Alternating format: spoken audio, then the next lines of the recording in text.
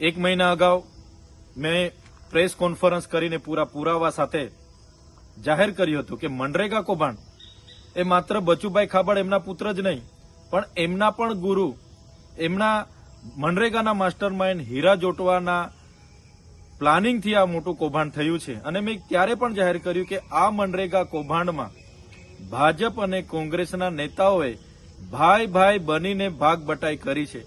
ત્યારે અહીંના જ શાસક પક્ષના એક સાંસદે એમનો બચાવ કર્યો હતો. હીરા જોટવાએ મને ચીમકી ઉચ્ચારી હતી કે ગુજરાતમાં ક્યારે નહીં થયો હશે એવડો મોટો માનહાનિનો કેસ હું ચૈતર વસાવા પર કરીશ. ત્યારે આજે ભરૂચ એસપીએ જે પ્રેસ કોન્ફરન્સ કરી, આજે હીરા જોટવા એના દીકરાની ધરપકડ કરી, એના પરથી સાબિત થાય છે કે હું સાચો હતો. અને બીજી સાચી હકીકત એવી છે, હીરા જોટવા 2017-18 દરમિયાન આ આદિવાસી વિસ્તારોમાં આવ્યા ત્યારે તમામ મનરેગાની કામગીરી પંચાયતને અમલીકરણ બનાવીને કરવામાં આવતી હતી. પણ આ હીરા જોટવાએ પંચાયત મંત્રી બચુભાઈ ખાબડ, શાસક પક્ષના તમામ સાંસદો, ધારાસભ્યને સાથે રાખીને આ પંચાયત પરથી કામો આંચકી લઈને એમની જલારામ એન્ટરપ્રાઇઝ અને મુરલીધરન એન્ટરપ્રાઇઝ મટીરીયલ પૂરું પાડશે એવું આખું પ્લાનિંગ બનાવીને બચુભાઈ ખાબડના ઇશારાથી 5 જિલ્લામાં એજન્સીઓને ફીટ કરવામાં આવી અને દર વર્ષે એને રિન્યુ કરવામાં આવી. અને આ એજન્સીએ અને એના કોંગ્રેસના અને ભાજપના નેતાઓ બધા જ સાથે મળીને ક્યાંય પણ આ એજન્સીએ એક પણ ગાડી રેતી, કપચી, સિમેન્ટ, સળિયા નાખ્યા વગર બધા જ ભાજપ કોંગ્રેસના નેતાઓ સાથે મળીને આ બોગસ બિલો મૂકીને, રોયલ્ટી કે જીએસટી વગર બોગસ બિલો મૂકીને કરોડો રૂપિયા સરકારી નાણાં એમણે સેરવી લીધા છે. અને આ એજન્સીમાં જેટલું પણ પેમેન્ટ જમા થયું, લગભગ 5 વર્ષ દરમિયાન 5 જિલ્લાઓમાંથી 2500 કરોડ રૂપિયા એમાં જમા થયા. તેમાંથી અમુક નાણાં આ હીરાભાઈ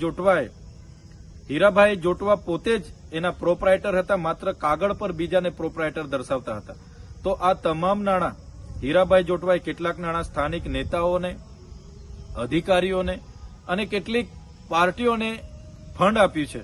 અને બીજા જેટલા પણ મોટા નાણાં હતા એ હીરાભાઈ જોટવા, એમના પુત્ર દિગ્વિજય જોટવા, અભય જોટવા જ્યારે લંડનમાં ભણીએ છે એમ કરીને ત્યાં રહેતા હતા, તમામ નાણાં અહીંથી વિદેશમાં એમણે હવાલાના પેટે મોકલાવેલા છે. અને વિદેશમાં એક કંપનીમાં એમણે ખૂબ મોટું રોકાણ કર્યું છે.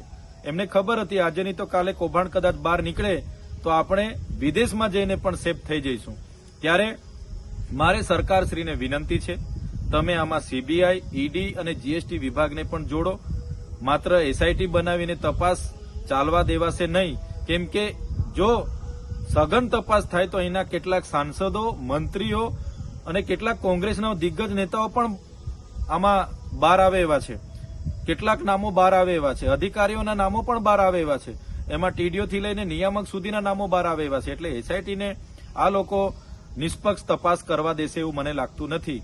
એટલે સીબીઆઈ તપાસ થાય, એની સાથે ઈડી, જીએસટી વિભાગ પણ જોડાય અને હવાલાના પેટે જે રકમ બહાર ગઈ છે એને પણ પાછી લાવવામાં આવે એવી અમે સરકારમાં માંગ કરીએ છીએ.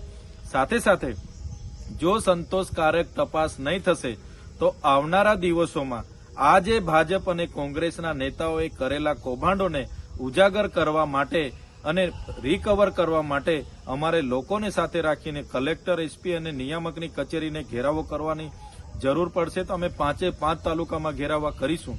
એટલે સરકારને જરૂર જણાશે તો અમે તમામ લોકોને સાથે લઈને ગાંધીનગર ખાતે પણ અમે ઘેરાવા કરીશું.